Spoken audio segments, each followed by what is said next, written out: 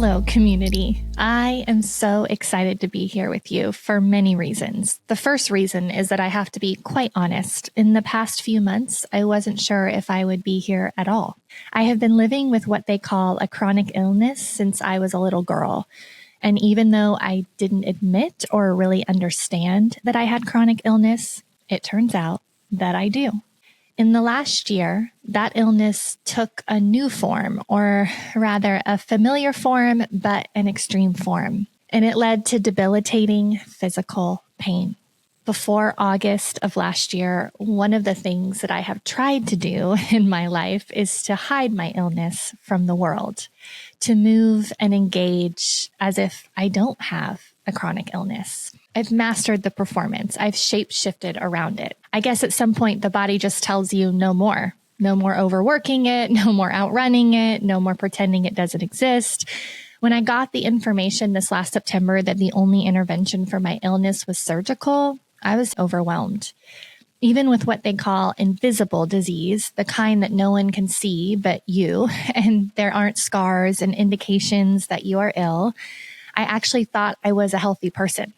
I really took a lot of care with my health, made it maybe the biggest pillar of my life. At the end of the day, I thought I was healthy, and waking up to the realization that my body was in chronic inflammation and infected with disease was hard. Imagine you live nearly 40 years with half the energy of everyone you love, but you fight to participate like everyone else does anyway. When I got the information about the surgery, I had this childlike desire to be carried through this by someone else. I wanted someone to come in like my mom would and pick me up in their arms, carry me to my appointments, carry me to my surgery, and carry me through my recovery, holding me in my fear and sadness. But it turns out that's not how it works when you're an adult. When you are an adult, you have to be the one to carry yourself. You have to be the one to pick yourself up. You have to be the one to see yourself through recovery. And in this exhausting and overwhelming life-altering experience, I discovered I needed a new relationship with resiliency. I had to redefine what resilient means in my life in this current time. And I'm not sure that it will be forever, but I'm pretty sure that for right now, it is imperative that I renegotiate my relationship to resiliency, strength, and productivity. I remember when I discovered that I was going to have surgery and I was feeling terrified. One of my sisters made a comment about how I was moving further and further from my soul. I feel like my sister was put on this earth to tell me the hard things, which is often the hardest job in the family. Her words didn't really resonate with me until now, when months later, when I'm through the recovery period, yet here I am. Even as I record this podcast, my chronic illness is flaring up. The autoimmune aspect of this is on fire. And the surgery did what it needed to do for the infection in my body, but my body is still ill. I have always been a spiritual person, turning to what I call God for guidance and support. I felt I was in tune with my soul. I think in many ways, the illness has been an unwelcome distraction from me being in touch with my soul's purpose. In order to live out my spirituality in depth, I must slow down, reevaluate everything I'm doing, and attempt to embark on a life that my body can actually endure. I share all that to say, I'm human. I think sometimes when someone has a podcast or a coaching company, we project onto them some sort of heroic qualities. We forget that they are human. They have struggles just like us. I want to be clear from the beginning here. I am just a woman trying to make a beautiful life in a complex world and do good with the time I have on earth. Illness has taught me that I cannot give up. Even when the pain is so awful that I cannot stand, I refuse to give up on my dreams. I refuse to give up on creating and communicating and helping. On the eve of my surgery, the Love Lizzie team gathered and made an outline for season 2 of the podcast. We talked through our mission and what we wanted to do here. We had a great plan, but things don't always go according to plan. Since September, the world has changed rapidly, and it would be naive of me to put out a podcast that does not at least acknowledge the way this change is shaping reality right now. And so we're going to do a little bit of a left turn here in season 2, which I'm actually very excited to bring to you. This season is going to be full of a lot of wonderful things. Joy, creativity, connection, but it's also going to be educational and insightful and inspiring. Instead of just sitting here and giving you the wisdom that comes to me through the questions that you have on your heart and soul, which we will still do, we are also going to pepper in some really deep and meaningful interviews with women who are in their community, solving the problems that their communities are facing. Love Lizzie is here to create sacred space for women to prosper. And in our reflections from doing this work, we have landed on the 4 pillars of our mission. The first is health and wellness. Through educational discussions, resource sharing, and inspiring storytelling, we highlight the challenges, themes, and potential solutions related to women's health, with a specific focus on mental health, chronic illness, nervous system regulation, and fair and equal access to holistic healthcare. The second pillar is community. We highlight solutions to our community's most pressing problems, painting our version of an ideal world where our communities are loved and cared for. We also curate communities and provide sacred space for our community members to gather through our digital spaces, programs, retreats, and events. The third pillar is economic security. We acknowledge that we live in a capitalistic society. Instead of gaslighting women into thinking they can survive on nothing, we teach them how to fish through our business coaching, business retreats, and workshops. Additionally, we funnel a portion of our profits from merchandise, retreats, and events to scholarships for members of our community and donations to community organizations on the ground, supporting the safety and welfare of women and children. We also highlight the economic disadvantages women face and share cutting-edge thinking and solutions around getting more economic security for women. The final pillar is creative entrepreneurship. As the matriarchs of our community, we understand that creativity is a way women self-express. Creation is in her DNA, and helping her make money through her talents is what we're here to do.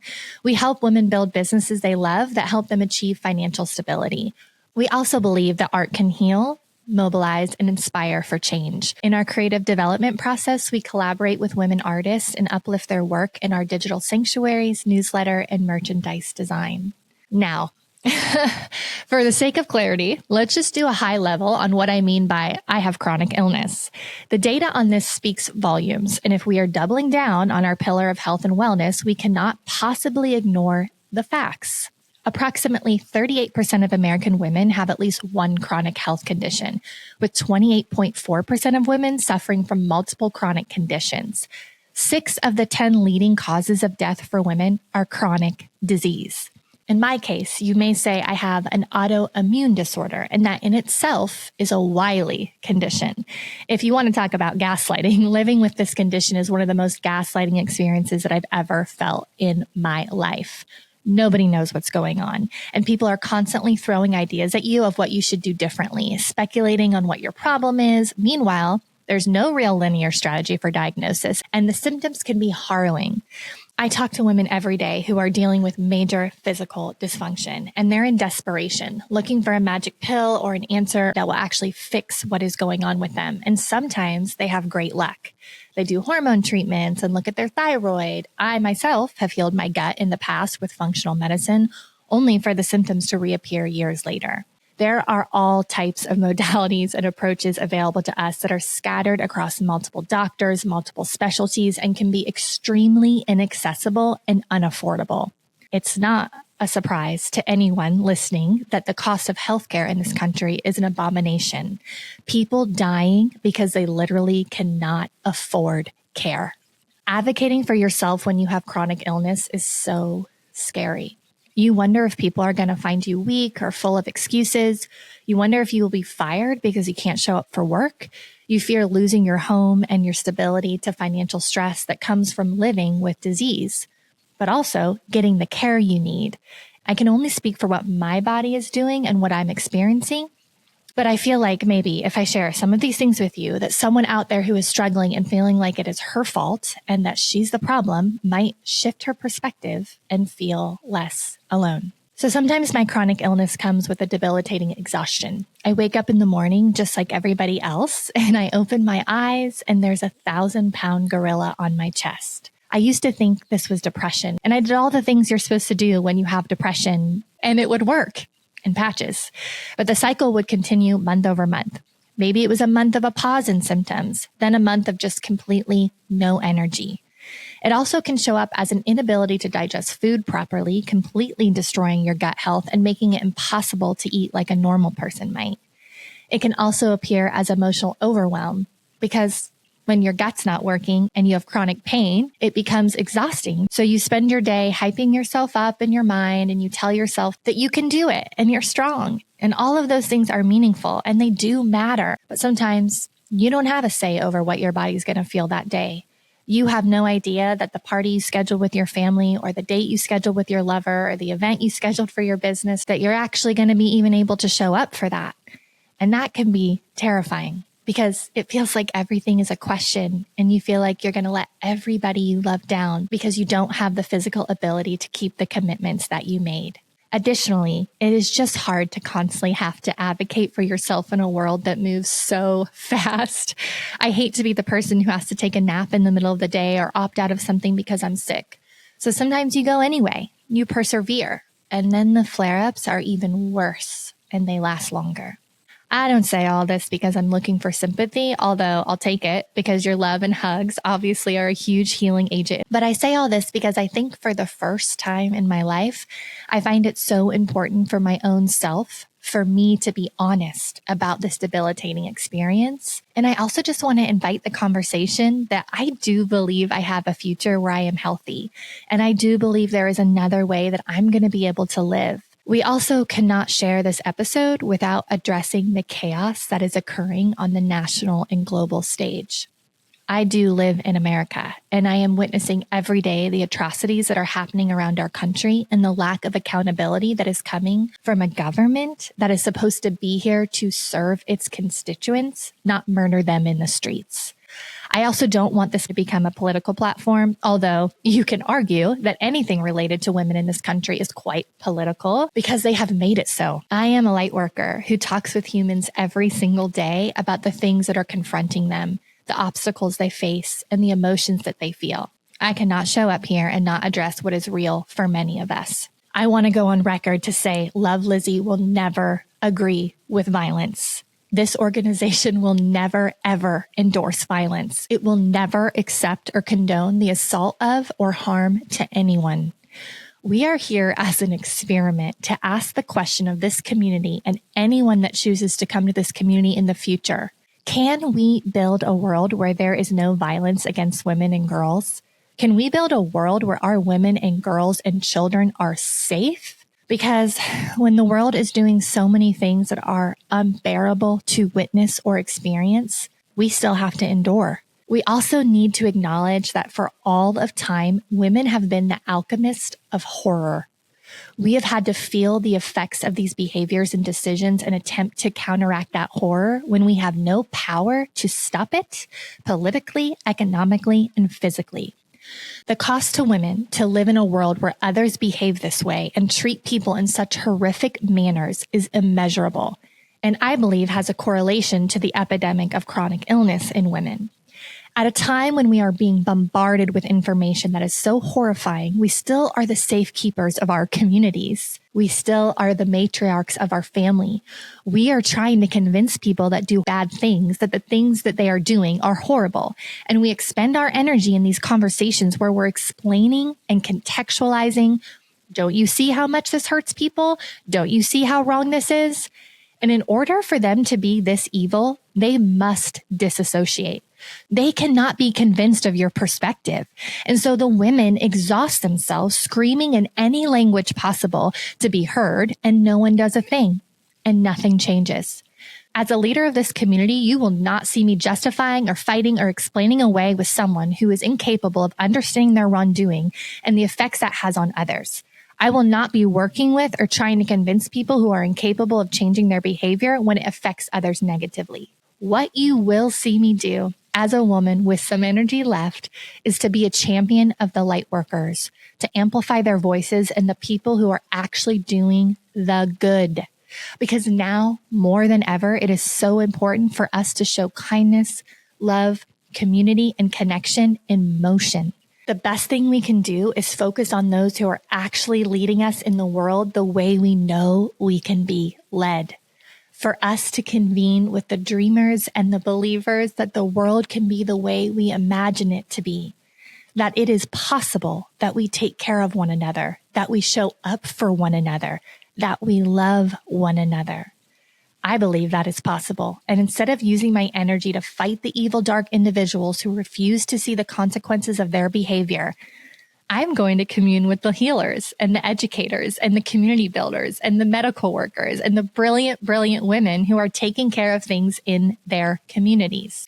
I am so excited to share the honest discussions with you in the hope that this space can be a place where you are inspired and held deeply and shown that there is a world where things we dream are possible. That there are already people on the ground building that world with so many solutions that we can take and implement in our own families and communities. I'm really making sure that the Love Lizzie mission is within everything we write, do, and say. As a team, we are going to be so intentional as a human can be in the moment. We might make mistakes. We might not make you happy all the time, but we are going to do our best to be real and honest in the moment. For as fast as information is coming at us, that is the only thing we can promise. This is going to be a wild ride. We have so much going on this year, and the only way that any of this is made possible with me living with chronic illness is a team. So I want to take a quick moment to just acknowledge the women that are collaborating with me and making Love Lizzie possible in so many different ways. It takes a village when you deal with chronic illness to actually run your business, and I could not do it without these brilliant, creative women. Jasenia, she is the reason that there is any structure of operations to this thing. She is my confidant, and she helps me manage myself and the company and all of the ideas that are blossoming out of me and the community at Love Lizzie. She makes things a reality. I could not do this without her support. I want to also thank Alexis Kate, who has been a pillar of the Love Lizzie mission for the last year and a half. She's a yoga instructor, a deep feeling soul, an incredible human, and she has been the one to encourage and promote the mission of Love Lizzie throughout our community here locally. But she also has been creating some of our content, and we'll be doing more of that in the months to come. Then, of course, there's Kayla, who has made this podcast possible by showing up at the right moment last year to say, I've got some time, I believe in what you're doing, and I can make this thing real. She edits our podcast, but she also produces our podcast, helping us think through concepts and how to edit this so that it is honest and real as it can be, but also as effective and inspiring as it can be. We don't know what we would do without her. We wouldn't even be here talking to you without her. And then, of course, there's Virginia, who we just brought on and we're so excited to work with. She is going to be strategizing with us about what this mission can really be from a communication standpoint, how our newsletter can help you, how our emails can uplift you and support you in this time. I'd also like to thank Sunny Lou Williams, who is my co-conspirator, partner, and friend. This year, we are hosting the Power of the Matriarch Conference in Chicago, April 20th through April 23rd. We believe that now more than ever, we must come together to share ideas, connect deeply, and celebrate the work women are doing in the world. The conference will follow the 4 pillars of the Love Lizzie mission. We will be bringing you thought leaders who are on the leading edge of driving solutions for women through healthcare tech, equity in the workplace, investment and access to capital, community development and nonprofit, maternity workplace policy, caretaking solutions, and so much more. You will leave this conference having already taken action from what you learn and discover, and you will be resourced beyond your imagination to go into your workplaces, companies, and communities and effectively support women, including, and most importantly, how to support yourself. In episode 2 of this season, Sunny and I will do a deep dive on the power of the matriarch movement and what you can expect by joining us in Chicago. I also really want to reiterate what a time we are in. As someone who has lost a lot and endured a lot in her life and is now still dealing with this chronic illness, I know a lot about triaging chaos and carrying on even when you think you have nothing left to give. I vow to use my energy for good whenever and wherever possible. And I know that a lot of us are scared and concerned about what is to become of our country and of our neighborhoods and of our neighbors. And I cannot say that I have the solution to that. I cannot say I know what we do, but I can do what I know how to do, which is to find the light and to share that light with you. Thank you for being here. We really welcome you to submit your questions to our Love Lizzie hotline. We also welcome your recommendations on women we should interview and share the mic with who are the change agents we need. You can DM us directly on Instagram at LoveLizzieCo if that is easier for you. But if you want to text us or leave us a voicemail, that number is 813-825-4999. We are here. We are not going anywhere. We are just getting started. I love you. You are beautiful. You are a wonderful human. See you next time.